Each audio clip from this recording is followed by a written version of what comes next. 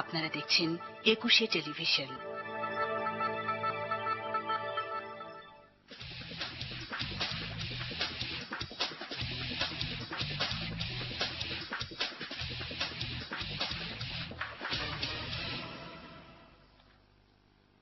সুপ্রদর্শক, আপনাদের সবাইকে আমন্ত্রণ জানাচ্ছি ২১শে টেলিভিশনের সাপ্তাহিক আয়োজন প্রবাসী বাংলাদেশ অনুষ্ঠান দেখবার জন্য। আপনারা জানেন এই অনুষ্ঠানটি মূলত প্রবাসীদের জন্য, প্রবাসীদের সমস্যা সম্ভাবনা সবকিছু নিয়ে এই অনুষ্ঠানে আমরা কথা বলে থাকি। আজকে কথা বলার জন্য আমাদের মধ্যে উপস্থিত হয়েছেন সৌদি আরব প্রবাসী, তিনি ইঞ্জিনিয়ার মোহাম্মদ জালাল উদ্দিন, পরিচালক board of directors overseas association of Bangladeshi engineers ওসাবে। জালাল সাহেব, সরাসরি আপনার কাছে আসি। কত বছর ধরে আপনি আছেন সৌদি আরবে এবং সেখানে কি করছেন এখন? আমি দীর্ঘ ৮ বছর যাবত সৌদি আরবে আছি। আমি প্রথমে মিনিস্ট্রি অফ ইনফরমেশন অ্যান্ড টেকনোলজির মাধ্যমে সৌদি আরবে যাই, তারপর ওইখানে কাজ করি কিছুদিন পর, দেন বর্তমানে আমি এখানে আমার নিজস্ব ব্যবসা প্রতিষ্ঠান আছে, ব্যবসা পরিচালনা করি। আপনারা যে overseas association of Bangladeshi engineers ওসাবে, এই সংগঠনটা আসলে কি করেন, মানে সংগঠনটার মূল কাজটা কি? অ্যাকচুয়ালি যখন একজন প্রবাসী, একজন বাংলাদেশি দেশের বাইরে যায়, ওই দেশের ভাষা, ওই দেশের আসলে মূলধারার সাথে সেইভাবে কন্ট্যাক্ট করতে পারে না, সে বুঝতে পারে না যে তার সঠিক জায়গায় তার জবটা কোথায় হবে বা কোথায় গেলে সে একটা ভালো জব পাবে, সঠিক জায়গায় সঠিক পার্সনকে দেওয়ার জন্য মূলত আমাদের এই সংগঠনটা আমরা করেছিলাম। আপনারা যে সহযোগিতা করেন মানুষগুলোকে, যারা সেখানে যাচ্ছে, শুধু কি ইঞ্জিনিয়ারদের সহযোগিতা করেন নাকি সাধারণ মানুষ, সাধারণ শ্রমিক যারা যায় তাদেরকে সহযোগিতা করেন? অ্যাকচুয়ালি এটা পেশাজীবীদের নিয়ে সংগঠন গঠন করা হয়েছে এবং সেই কারণে আমরা বেশিরভাগই যারা প্রকৌশলী বা যারা স্থপত্যবিদ বা পরিকল্পনাবিদ তাদেরকে আমরা বেশিরভাগ সহযোগিতা করে থাকি। আমরা এইভাবে মানে ম্যাচ ভাবে আমরা এটা করি না, এটা আমরা করতে পারি না, কারণ আমাদের একটু সীমিত লোকবল। আমরা এটা বলতে পারেন যে আমরা অনেকটা আমাদের স্বেচ্ছাসেবক হিসাবে আমরা এটা প্রবাসে যারা আছে পৃথিবীর বিভিন্ন দেশে, সিঙ্গাপুরে আমাদের সংগঠন আছে, মালয়েশিয়া আছে, কানাডায় আছে। আপনি যেটা বললেন যে কানাডাতে আছে, সিঙ্গাপুরে আছে আপনাদের সংগঠন, কয়টা দেশে আপনাদের সংগঠন কাজ করে? আমাদের সংগঠনটা সারা বিশ্বে গ্লোবালি 12টা দেশে আছে। বর্তমানে 12টা দেশে তাদের কার্যক্রম পরিচালনা করতেছে বিভিন্ন। তবে আমাদের যে হেড অফিস সেটা কানাডাতে। জি জি জি। এবং বিভিন্ন জায়গায় যারা কাজ করেন তাদেরকে বোর্ড অফ ডিরেক্টরস, যেটি একেবারে যেহেতু সংগঠন, আপনারা সেখানে পরিচালক বৃন্দ রয়েছেন, এই সংগঠনটা আসলে কিভাবে তৈরি হয়েছে এবং সেটা পরিচালিত হয় কিভাবে? আচ্ছা, প্রথমে এই মুহূর্তে আমি মনে করতে পারি আমাদের কানাডার বর্তমানে উনি পিএইচডি করতেছেন আমাদের মাহফুজ বাকি ভাই, উনি বেশ কিছুদিন যাবত এখানে ফ্যামিলি নিয়ে আছেন, তো উনি এটার মূল উদ্যোক্তা। তারপর আমাদের এখানে কোঅর্ডিনেটর আছে, আমাদের গ্লোবাল সেক্রেটারি আছেন আমাদের বুয়া মাহবুব ভাই, সিঙ্গাপুরে আছেন আমাদের। এতগুলো নাম বলার দরকার নেই আপনাদের। আমি বলতে চাচ্ছি যে আপনাদের সংগঠনের ফরম্যাটটা কিরকম। সংগঠনগুলো সাধারণত সভাপতি, সাধারণ সম্পাদক, সদস্য হয়, কিন্তু আপনারা হচ্ছেন ডিরেক্টর, আপনি এখানে পরিচালক। সৌদি আরবে আমাদের এটা প্রথমে আমাদের অ্যাটলিস্ট যদি আমাদের 21 জন যদি না হয় আর কি, 21 জন সদস্য না হয়, তাহলে তাকে আমরা বোর্ড অফ ডিরেক্টর বলা যায় বলে, এইভাবে আমাদের সংগঠনের ফরম্যাট এটা। আর যদি 21 জনের বেশি হয়, তাহলে ওইখানে গিয়ে আমাদের সভাপতি, secretary, organising secretary, press secretary, publication secretary. আচ্ছা, বুঝতে পেরেছি। আপনি তো সৌদি আরবে আছেন অনেক বছর ধরে এবং সেখানে এখন ব্যবসা করছেন, একসময় চাকরি করতেন। কি অবস্থা বাংলাদেশি যারা আছে সৌদি আরবে? দেখুন, বাংলাদেশের অবস্থা বর্তমানে খুব ভালো, কিন্তু অতীতে একসময় বাংলাদেশিদের খুব অবস্থা খুব খারাপ ছিল, কারণ কতিপয় দুষ্কৃতিকারী যারা বাংলাদেশি, তাদের কিছু কিছু কর্মকাণ্ডের জন্য আমাদের পুরা বাংলাদেশি যে কমিউনিটি, বাংলাদেশি যে সোসাইটি, তাদের যে 20-25 লক্ষ বাংলাদেশি ছিল, তাদের একটা ভাবমূর্তির সংকটে আমরা পড়ছিলাম। কিন্তু ইনশাল্লাহ আলহামদুলিল্লাহ বর্তমানে বাংলাদেশিরা ওইখানে খুব ভালোই আছে এবং ভালো ইমেজের সহিত কাজ করতেছে। আপনারা জানেন সৌদি বাদশাহ আব্দুল্লাহ 2বার, বর্তমান 3বার তারা আমাদের পেশা, আমাদের আকামা পরিবর্তন করে অন্যান্য কফিলের কাছে যাওয়ার জন্য বর্তমানে কিন্তু সেই সুযোগ করে দিয়েছে। জি। আপনারা যারা ব্যবসা করেন তারা কি নিজের নামে ব্যবসা করতে পারেন সেখানে? না, ওইখানে আমাদের নিজের নামে ব্যবসা করা যায় না। ওইখানে পরিচালক হিসাবে আমাদের কাজ করতে পারি। জি। এখন মাঝখানে তিনবার সুযোগ দেওয়ার পরও আমাদের কাছে যেটা খবর আছে যে অনেক প্রবাসী কিন্তু এখন পর্যন্ত একামা পরিবর্তনের সুযোগ পায়নি, বা অনেকেই এখনো বৈধ হতে পারেনি। কেন আপনার কাছে কি মনে হয়? দেখুন এখানে আমাদের হয়তো ইনফরমেশনের কিছু অভাব আছে, কারণ আমরা অনেকে হয়তো জানি না যে আমাদের এই সুযোগগুলি যাচ্ছে। আমাদের যে মিডিয়া উইং হয়তো দুর্বল, সেই কারণে আমরা জানেন, আমরা যে প্রবাসে বাংলাদেশ আজকে একটা অনুষ্ঠান হচ্ছে, এরকম বেশ কয়েকটা চ্যানেল হয়তো এইসব অনুষ্ঠানের মাধ্যমে হয়তো আমরা বেশিরভাগ জানি। কারণ জানেন আপনার ওইখানে আমাদের মিডিয়া উইং দুর্বল, আমাদের দূতাবাসে কিরকম, আর এইসব ইয়েতে বিভিন্ন জায়গায় এইভাবে হয়তো ছড়িয়ে পড়ে, মানে এইসব নিউজ হয়তো এইভাবে সবাই জানে না আর কি, হয়তো অজ্ঞতার কারণে হইতে পারে। জি। যারা এই খবরগুলো জানতে পারছে তারা মানে সফলতার সহিত এই সুযোগগুলি নিয়ে নিচ্ছে। যারা একেবারে শেষ মুহূর্ত পর্যন্ত করতে পারেনি এই পরিবর্তন, এবং প্রবাসী কল্যাণ মন্ত্রণালয়ের মন্ত্রী তিনি বলেছেন যে যারা করতে পারেনি তাদের জন্য আমাদের কিছু করার নাই। আসলে কি করার নাই কিছু আর? না, আমার মনে হয় যে এটা দুঃখের বিষয়। আমি মাননীয় মন্ত্রীর কাছে আবেদন জানাবো যে ইচ্ছে করলে তারা পারে, ইচ্ছে করলে পারে। আমার মনে হয় যে কূটনীতিক চ্যানেলে যদি যোগ্য, দক্ষ এইভাবে যদি কূটনীতিক নিয়োগ দেওয়া যায়, বিশেষ করে আমার মনে হয় প্রাইম মিনিস্টার লেভেলেও উনি যাইতে পারেন, সফর করতে পারেন এই বিষয়গুলো নিয়ে। আর যদি এই সংখ্যা কি খুব বেশি হবে যারা আসলে এখনো পর্যন্ত একামা পরিবর্তন করতে পারেনি বা আমার বৈধ হতে মনে হয় পারেনি? না, আমার মনে হয় না, অল্প সংখ্যক বাকি আছে। আমার মনে হয় খুবই অল্প সংখ্যক নগণ্য বাকি আছে, বাকি সব হয়ে গেছে। প্রায় 7 লক্ষ 8 লক্ষের মতো বাংলাদেশিরা সেই সুযোগ সুবিধাটা কিন্তু নিছে। জি, আপনাকে অসংখ্য ধন্যবাদ। আপনার সাথে আবার আলোচনা করবো, একটা ছোট বিরতি নিয়ে এসে তারপর আমরা আলোচনা কন্টিনিউ করবো আপনার সঙ্গে। দর্শক, একটা ছোট বিরতি নিতে হচ্ছে, ফিরছি খুব শীঘ্রই।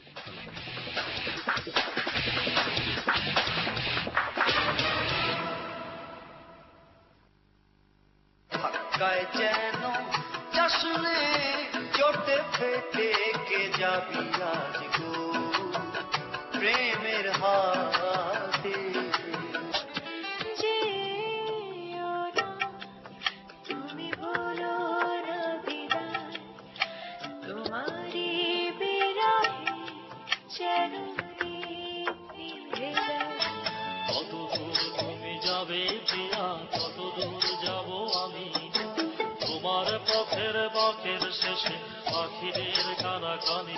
তুমি এলে না বলে থমকে যায় পৃথিবী এই অবেলা।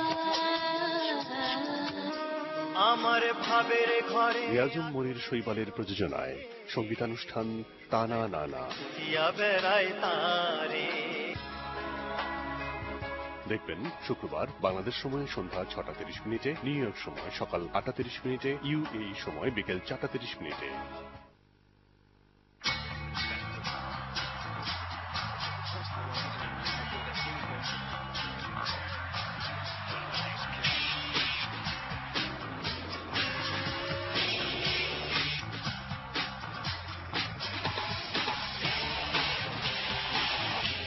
ক্লিয়ারম্যান নিবেদিত খেলাধুলা বিষয়ক বুলেটিন স্পোর্টস ক্লাব, প্রযোজনা বার্তা বিভাগ।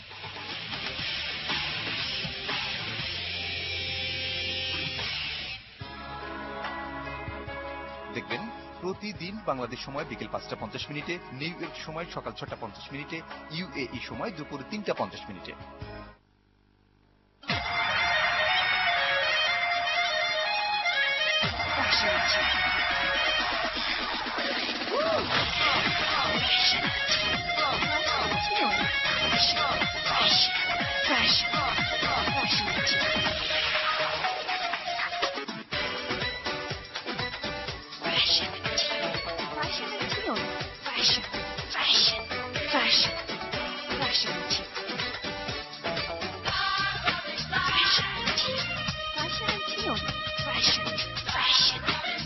Clean and clear face wash নিবেদিত ফ্যাশন অ্যান্ড টিউন, প্রযোজনা মুশরাফুল আলম বাচ্চি ও আলভি হায়াত রাজ। দেখবেন শুক্রবার বাংলাদেশ সময় সন্ধ্যা 7:50, নিউ ইয়র্ক সময় সকাল 8:50, ইউএই সময় বিকাল 5:50।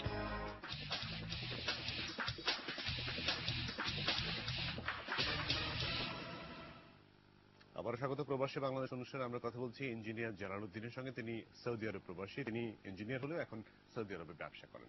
সৌদি আরবের প্রসঙ্গে ছিলাম, কিন্তু আমাদের এখানকার একটু অন্য প্রসঙ্গে যদি যাই, সৌদি আরবে আমরা আসলে সৌদি আরব বা মধ্যপ্রাচ্যের অন্যান্য দেশগুলোর একটু চিন্তা করলে আমাদের কাছে মনে হয় যে শুধুই শ্রমিক, অদক্ষ শ্রমিক, একেবারে লেবার শ্রেণী যারা রাস্তায় কাজ করেন, সেই সব লোকই যায় বাংলাদেশ থেকে। বিষয়টা কি এরকম? দেখুন, আপনি খুব সুন্দর একটা কোশ্চেন করছেন, কারণ আসলে বিষয়টা প্রায় এমনই। কারণ আমাদের শ্রম জনশক্তি কর্মসংস্থান প্রশিক্ষণ ভরুর মাধ্যমে আমরা যতদূর জেনেছি, পেশাজীবী হিসাবে যদি আপনি বলেন ডাক্তার, ইঞ্জিনিয়ার, অ্যাকাউন্টেন্ট, প্রফেসর, তেমন পেশাজীবী 3 থেকে 4% যায়, আর অদক্ষ শ্রমিক যায় 52%। তাহলে সেই কারণে আর শ্রমিকগুলো বাংলাদেশ থেকে রপ্তানি হয় বেশিরভাগই মিডল ইস্টে। সেই কারণে ওইখানে আমাদের একটা খারাপ ইমেজও আছে, কিন্তু পাশাপাশি আমাদের ভালো ইমেজও আছে। ওইখানে দেখুন অনেক প্রকৌশলীরা বা ডাক্তারেরা যারা পেশাজীবী আছেন, তারা কিন্তু তাদের যোগ্যতার, তাদের দক্ষতার সাক্ষ্য রাখছে এবং বিভিন্ন সময় বিভিন্ন জায়গায় এটা প্রমাণ পেয়েছেন।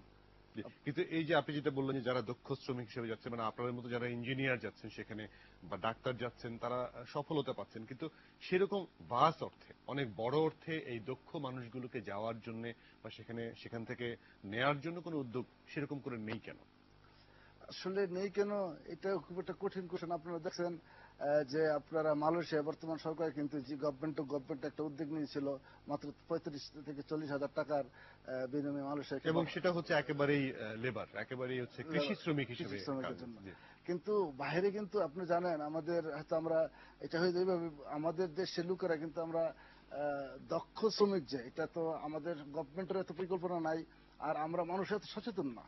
আপনারা জানেন ফিলিপিনো যারা নাকি nurse 4 years diploma in nursing, তারা কিন্তু সেম ডাক্তারের মতো স্যালারি পায়, সুযোগ সুবিধা পায়, কিন্তু আমাদের দেশে কিন্তু এই সুযোগটা আছে কিন্তু করতে পারি নাই আমরা। আর আপনি দেখেন ওদের ভবিষ্যতে কিন্তু আমাদের যে সারা বিশ্বের যে জব মার্কেটে কিন্তু যে তথ্য প্রযুক্তি এবং যান্ত্রিক কল্যাণে কিন্তু একজন লোক কিন্তু অনেক মেশিন অপারেট করবে, তখন এরকম অদক্ষ শ্রমিকের চাহিদা একসময় বন্ধ হয়ে যাবে। সুতরাং সেই কারণে আমি আশা করি বর্তমান সরকার আমাদের যে 2050 সালে হয়তো বাংলাদেশের জনসংখ্যা হবে 32 কোটি, সেই আমাদের এই জনসংখ্যাকে যদি আমাদের জনসম্পদে যদি পরিণত করতে হয়, তাহলে বর্তমান সরকারকে আমার মনে হয় মধ্যমেয়াদী এবং দীর্ঘমেয়াদী যদি পরিকল্পনা নেওয়া যায়, এবং টেকনিক্যাল যে ইনস্টিটিউট গুলো আছে, ভোকেশনাল ইনস্টিটিউট গুলো আছে, সেগুলিতে যদি সঠিকভাবে যদি শিক্ষা দেওয়া যায় এবং আমাদের একটা নির্দিষ্ট জনসংখ্যাকে যদি দক্ষ কারিগর হিসাবে আমরা যদি বাইরে রপ্তানি করতে পারি, আমার মনে হয় বর্তমানে আমাদের $20 বিলিয়ন যেটা আমাদের রিজার্ভ আছে। আপনারা জানেন যে ব্যাংকিং চ্যানেলে $20 বিলিয়ন, যদি আমরা সবাই বলে যে সবকিছু যদি বৈধতা আসে তাহলে সেটা অনেক বেশি হবে, প্রায় দ্বিগুণ হচ্ছে, $40 বিলিয়ন। তো আমার মনে হয় যে এখন বর্তমানে সারা পৃথিবীতে বাংলাদেশ 6ষ্ঠ শ্রমশক্তি রপ্তানিকারী দেশ, এবং দক্ষিণ পূর্ব এশিয়ায় ভারতের পরে দ্বিতীয়। কিছুদিন পর আগে আমরা পাকিস্তানকে ছেড়ে আমরা কিন্তু 2 নম্বরে এসেছি, এবং সারা পৃথিবীতে আমরা আছি এখন বর্তমানে শ্রমশক্তি রপ্তানি করে আমরা যে বৈদেশিক আয়, রিমিটেন্স আয় অর্জনকারী দেশের মধ্যে সারা পৃথিবীর মধ্যে আমাদের স্থান 5ম। সুতরাং আমার মনে হয় সরকার যদি এই সেক্টরটাকে ট্রাস্ট সেক্টর হিসেবে ঘোষণা দিয়ে এবং একটা লং টার্ম যদি একটা ইনভেস্ট করে, আমার মনে খুব ভালো একটা পাওয়া যাবে আর কি, রেজাল্ট পাওয়া যাবে বলে আপনি মনে করেন?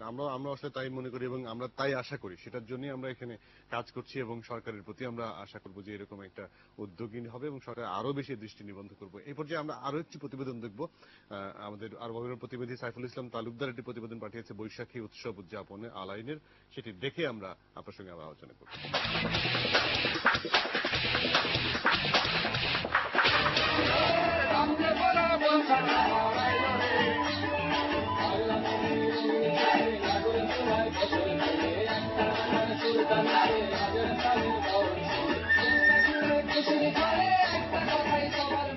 সংযুক্ত আরব আমিরাতে প্রবাসী বাংলাদেশিরা ভিন্ন ভিন্ন আয়োজনের মাধ্যমে বরণ করে নিয়েছে বাংলা নববর্ষ 1421।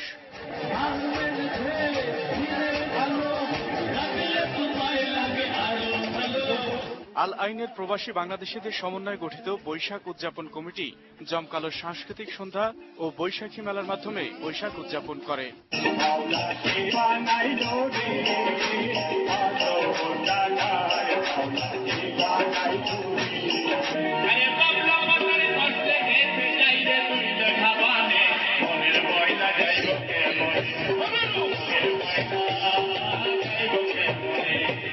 হোটেল হিলটনের গলফ কোর্স মাঠে সন্ধ্যার পর থেকে মধ্যরাত পর্যন্ত বৈশাখী আমেজে মেতে উঠেছিল 5 শতাধিক বাংলাদেশি। প্রবাসের মাটিতে এমন আয়োজন ও প্রবাসীদের উপস্থিতিতে সন্তোষ প্রকাশ করে আয়োজক কমিটির আহ্বায়ক ফয়জুল্লাহ বলেন, যখন বাংলা সংস্কৃতিকে গ্রাস করে চলেছে সংস্কৃতি নামের অপসংস্কৃতি, সেই তখন নিজেদের ঐতিহ্য আর কৃষ্টিকে তুলে ধরতে মূলত বৈশাখী উৎসবের আয়োজন। আমাদের প্রবাসী যারা আছেন প্রবাসীদেরকে উৎসাহিত করার জন্য, উজ্জীবিত করার জন্য অবশ্যই ওদেরকে সম্পৃক্ত করে আমরা সবাই সমবেতভাবে এক জায়গায় একটা অনুষ্ঠান করতে পেরেছি। আয়োজক কমিটির সচিব শওকত ওসমান সবাইকে ধন্যবাদ জানিয়ে বলেন, প্রবাসে বাঙালি জাতি যে নিজেদের ঐতিহ্যকে লালন করে এর প্রতিফলন হিসেবে এই অনুষ্ঠানের আয়োজন। ঐতিহ্য, কৃষ্টি, সংস্কৃতিকে তুলে ধরার জন্য আজকে আমাদের যে এখানকার যারা বসবাস করেন বিভিন্ন পরিবারের, তাদের মাঝে আমরা বাংলাদেশের সংস্কৃতি, কৃষ্টি ও ঐতিহ্যকে তুলে ধরতে পেরেছি। কাজী ফারুক ও শওকত ওসমানের পরিচালনায় অন্যান্যের মধ্যে শুভেচ্ছা বক্তব্য রাখেন রফিক আহমদ, ফরিদ আহমদ, নাসির উল্লাহ, আতাউর রহমান, ফারুক হোসেন, তৌহিদুল ইসলাম, মজিবুল হক মিলন, মোস্তফা ইকবাল সাগর, হাবিবুল্লাহ, ওয়াহিদ আলম, জাফর আহমেদ, এস এম মনসুর, মুজিবুল হক, সেলিম উদ্দিন সহ আরো অনেকে।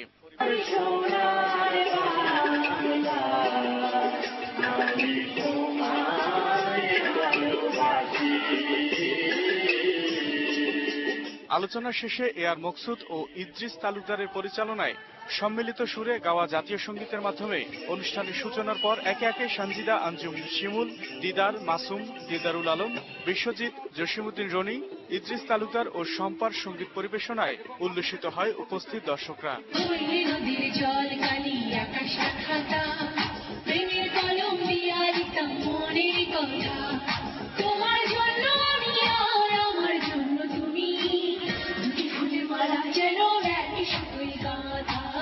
এছাড়াও ক্ষুদে শিল্পী মাসুম আক্তার আশার নৃত্য পরিবেশনা অনুষ্ঠানে ভিন্ন মাত্রা যোগ করে।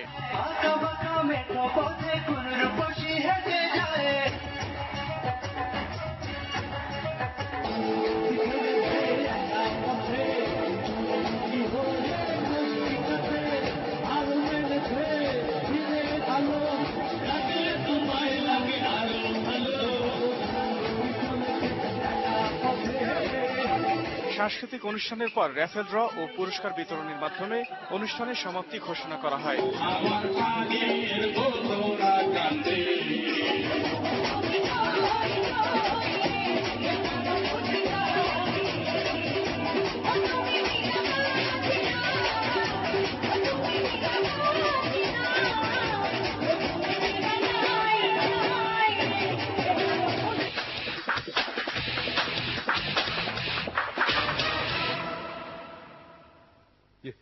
জালাল ভাই, এই একটি আয়োজন, এরকম কিন্তু অনেকগুলো আয়োজনই হচ্ছে, বা আপনি সৌদি আরবে থাকেন, পয়লা বৈশাখ আপনারা যারা বাইরে থাকেন সেখানে নানাভাবে উদযাপন করার চেষ্টা করেন, যারা ফ্যামিলি নিয়ে বিশেষ করে সেখানে বসবাস করে। কেমন লাগে এই দিবসগুলো যখন সেখানে উদযাপন করে, ঈদ বা পয়লা বৈশাখ এরকম বড় বড় উৎসব যখন উদযাপন করেন সবাই মিলে, তখন কেমন লাগে? আসলে যদিও মধ্যপ্রাচ্যের দেশগুলোতে খুবই কিন্তু রাজনৈতিক কর্মকাণ্ড নিষিদ্ধ, কিন্তু বিভিন্ন ব্যানারে বাংলাদেশি সোসাইটি, বাংলাদেশি কমিউনিটি, বা মনে করেন যে এখানে 21শে দিবস উদযাপন সমন্বয় কমিটি, বা মনে করেন যে আমাদের যে স্বাধীনতা দিবস, মহান বিজয় দিবস, আমরা কিন্তু এই অনুষ্ঠানগুলো কিন্তু আমরা করি এই কারণে যে আমরা দেশকে ভালোবাসি, মাতৃভূমিকে ভালোবাসি, মাকে ভালোবাসি, আমরা কিন্তু দূরে থাকতে পারি না। সুতরাং আমরা দূরে থাকলেও আমরা দেশকে খুব মিস করি, এবং দেশের এই অনুষ্ঠানগুলি আমরা খুব ভালোভাবে মনে করি উদযাপন করে, আমরা দূর থাকলেও আমরা দেশের সেই স্বাদটা নিতে চেষ্টা করি। আপনি স্বাদটা নিতে চেষ্টা করেন, দেশের এই উৎসবগুলো উদযাপন করেন, এর পাশাপাশি রাজনৈতিক কর্মকাণ্ডও কিন্তু আপনারা পরিচালিত করেন। তারপরে দেখা যায় যে বিভিন্ন রাজনৈতিক দলের বিভিন্ন গ্রুপিংও রয়েছে, সেখানে মারামারি পর্যন্ত হচ্ছে। সেগুলি কি আপনাদের বাংলাদেশের উপরে কোনো প্রভাব ফেলে না? অ্যাকচুয়ালি আপনি খুব সুন্দর একটা কথা বলেছেন। এর কারণ আপনারা দেখেন, বাংলাদেশেরই আপনি যদি বড় দুইটা দলের কথা বলি, বাংলাদেশের দেশের ভিতরে যারা আছে তারাও কিন্তু মনে করেন যে বিভিন্ন জেলায় দল, আপনি ধরেন জালাল ভাই, বিভিন্ন জেলায় কমিটি আছে, বাংলাদেশের ভিতরে গ্রুপিং আছে। আপনি যদি পাশের দেশ ভারতের কথা বলেন, সেখানে বিজেপি আছে, কংগ্রেস আছে, বিভিন্ন দল আছে, কিন্তু তারা যখন বাইরে যায় তারা কিন্তু সেরকম কোনো দল করে না, তারা সবাই ভারতীয়। আমরা কেন এত দলে, এত গ্রুপে বিভক্ত হয়ে যাই? আসলে এটা একটা অনাকাঙ্ক্ষিত এবং এটা একটা দুঃখের বিষয় যে আমরা আসলে বাইরে গিয়ে এইগুলো দল উপদল এইগুলো করি। আমার মনে হয় আমাদের একটা পরিচয় হওয়া উচিত যে আমরা বাংলাদেশী। আমরা বাংলাদেশকে গঠন করার জন্য, বাংলাদেশকে সমৃদ্ধ বাংলাদেশ গঠন করার জন্য, বাংলাদেশকে আধুনিক বাংলাদেশ করার জন্য আমরা কাজ করতে, সবাই যদি বিএনপি, আওয়ামী লীগ, জামাত, জাতীয় পার্টি মিলে কাজ করি, এটাই হওয়া উচিত। এবং আমিও চাই যে এটাই হোক। কিন্তু আপনি জানেন, এখান থেকে যদি যায় যারা আমাদের বড় যা নেতা নেত্রী আছে, একদম ওইখান থেকে মনে করেন যে কিছু কিছু ওইখানে শেল্টার হয়ে যায়। আপনি জানেন যে এরকম দেশ থেকে এইগুলো তাদের নেতা বড় বড় নেতা কর্মীরা ওইখানে যায়, তারা তাদের ইচ্ছা মতো তারা এইসব কমিটি দেয়, এইগুলো ইয়ে করে। এটা আসলে বিদেশে থাকলেও আমার মনে হয় যে দেশীয় শীর্ষস্থানীয় নেতৃবৃন্দ তারা তাদের সুবিধার জন্য এইগুলো করে, আর এটা করা এবং উচিত। সেই প্রভাবটা প্রবাসে গিয়েও পড়ছে। এবং আপনার কথা সূত্র ধরে যদি বলতে পারি যে সেই প্রভাবের কারণে যে মারামারি কাটাকাটি হচ্ছে বাইরের দেশে গিয়ে, সেটা কিন্তু দেশ হিসেবে বাংলাদেশের উপরেই প্রভাবটা পড়ছে, তাদের নেগেটিভ অ্যাটিটিউডটা তৈরি হচ্ছে। জি জি, ওইখানে বিএনপি আওয়ামী লীগের পরিচয় হবে না, ওইখানে পরিচয় হবে যে একজন বাংলাদেশিদের সাথে ঝগড়া করছে। আপনারা দেখছেন কিছুদিন আগে রিয়াতে এরকম একটা ঘটনা ঘটছে, অনেক কিন্তু ঘটনা। তো আমরা চাই না এইসব ঘটনার ইয়ে হোক। আর আরেকটু এই প্রসঙ্গে আমি বলতে চাই, আমার মনে হয় সরকার যখন নাকি একজন শ্রমিক বা একজন কর্মী বিদেশ পাঠায়, তার আগে তার স্বভাব চরিত্র একটু ভালো করে জানা উচিত। এবং এটা যে পুলিশ ইনকোয়ারি হয়, আমার মনে হয় একজন শ্রমিক কিন্তু একটা, সেখানেও তো 2 নম্বরই হয়। পুলিশ ইনকোয়ারি 200 টাকা দিলে ইনকোয়ারি ভালো হয়ে যায় না ইনকোয়ারি, এটাই তো, এটা তদারকি করা উচিত। এবং আমরা চাই যে যারা একটু নম্র ভদ্র যাবে, দেশের একটা সুনাম অর্জন করবে, এসব লোককেই পাঠানো উচিত। জানার আপনার সৌদি আরব মিডল ইস্টের জন্য মুরব্বী, আজকে সৌদি আরব থেকে বাংলাদেশের এইগুলি বন্ধ হওয়ার পর আপনি দেখছেন ইউএতে বর্তমানে ভিজিট ভিসা বন্ধ, ওইখানে জব ভিসা বন্ধ, ওইখানে ট্রানজিট ভিসা বন্ধ, আপনার কুয়েতে বন্ধ। কেন? আমার মনে হচ্ছে যে এইগুলো আমাদের খুব বেশি রিয়েলাইজ করা উচিত। কিছু অল্প লোক দিয়ে আমরা ইয়ে করতে পারবো না, এর কারণে আমাদের মিডিয়া দুর্বল। আপনারা জানেন একটা ভারতীয় যদি কোনো একটা অপরাধ করে, তাহলে ওটা মিডিয়ায় আসে যে একটা এশিয়ানরা এইরকম অপরাধ করছে। কিন্তু একজন বাংলাদেশি যদি একটা অপরাধ করে, তাহলে বলছে এজ এ বাংলাদেশি যে এই ক্রাইমটা করছে। সুতরাং এটা এইসব ইয়ের কারণে আমাদেরকে আরো বেশি সতর্ক হতে হওয়া উচিত। এবং একজন কর্মী বিদেশ পাঠানোর আগে সরকারের বারবার ভাবা উচিত যে তাকে দিয়ে আমার কতটুকু ভালো হবে। কারণ এখানে এত অনেক বড় বড় কমিউনিটি আছে যারা ভালো ব্যবসা করে, ইয়ে করে, অনেক সময় বাংলাদেশি পরিচিতি লজ্জা লাগে। আমরা চাইবো না আসলে এরকম ঘটনার পরিস্থিতি তৈরি হোক। আপনারা যারা বিভিন্ন সংগঠন করছেন তারাও এই কাজগুলো করবেন, অ্যাওয়ারনেস তৈরি করবেন অবশ্যই। জানাবে আপনাকে অসংখ্য ধন্যবাদ। আপনার সঙ্গে কথা বলে অনেক কিছু জানা গেল। আপনাকে অসংখ্য ধন্যবাদ আজকে আমাদেরকে সময় দেওয়ার জন্য। আপনাকে ধন্যবাদ। আর বাংলা নববর্ষের শুভেচ্ছা প্রবাসে যারা আছেন 1 কোটি বাংলাদেশি এবং বাংলাদেশে যারা আছেন সবাইকে নববর্ষের শুভেচ্ছা। ধন্যবাদ আপনাকে। দর্শক, শেষ করছি আজকের প্রবাসী বাংলাদেশ অনুষ্ঠান। আপনাদের যে কোনো সমস্যা আমাদেরকে লিখে পাঠাতে পারেন। আমাদের কাছে চিঠি পাঠানোর ঠিকানা প্রযোজক প্রবাসী বাংলাদেশ, একুশে টেলিভিশন, 10 কারওয়ান বাজার, ঢাকা 1215 এই ঠিকানায়। এছাড়া ইমেল করতে পারেন প্রবাসীবাংলাদেশ@21-tv.com এই ঠিকানায়। ভালো থাকবেন, সবসময় চোখ রাখবেন 21-এর।